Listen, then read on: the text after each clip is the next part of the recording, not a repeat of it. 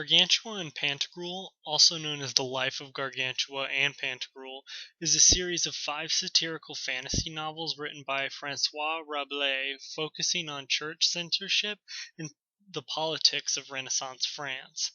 The 5th book, titled The 5th Book of Pantagruel, was not directly credited to Rabelais, and because of this, many scholars possess doubts about its author.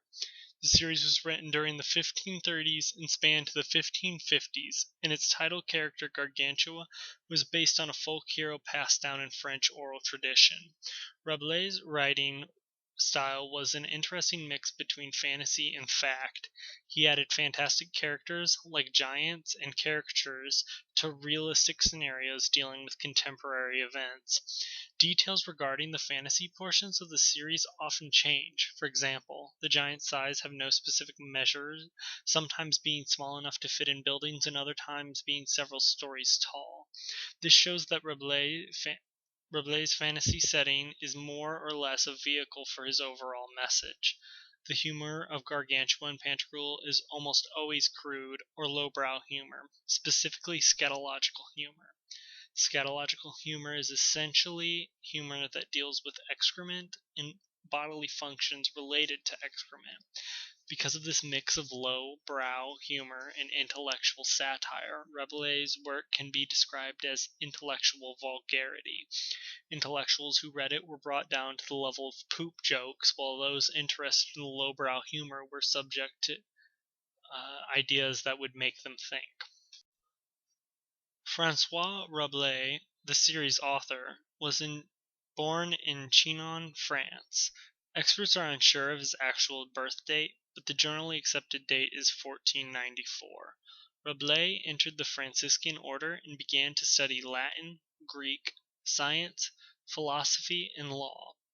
His educational efforts made him well known to the other humanists. However, this drew attention to his lack of religious studies, and Rabelais had to be moved to the Benedictine order. Later, he left monasteries altogether to move to the French city of Lyon in order to practice medicine and focus on writing. Most of his writing at this time was in the form of humorous pamphlets that criticized authority and championed personal liberty. It was here that Rabelais began to write his series Gargantua and Pantagruel. While his novels were overwhelmingly popular, it did not stop them from being banned by the Sorbonnes for their outlandish ideas and by the Roman Catholic Church for their criticism of its religious practices. Rabelais' first several novels were published under the pseudonym Alcofribas Nazier, which was an acronym of his own name. Even though his further novels were published under his own name, they were still targeted by the Sorbonnes and the Church. Rabelais' legacy lives on in a word created in his honor. Rabelaisian is an adjective that refers to anything extravagantly crude, lowbrow, or similar to Rabelais' work. Middle French was more or less an unregulated and divided intermediate between modern French and Old French. Middle French had no unified system of spelling, punctuation, or sentence structure, as they were in a transitionary period. The 17th century brought unification in the creation of classical or modern French.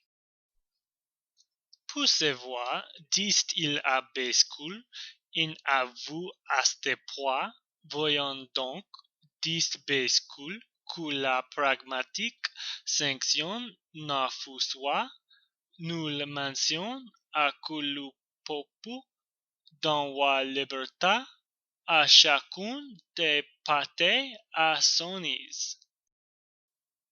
I, perceiving, then said Kissbreech, that the pragmatical sanction did make no mention of it, and that the holy Pope to everyone gave liberty to fart at his own ease.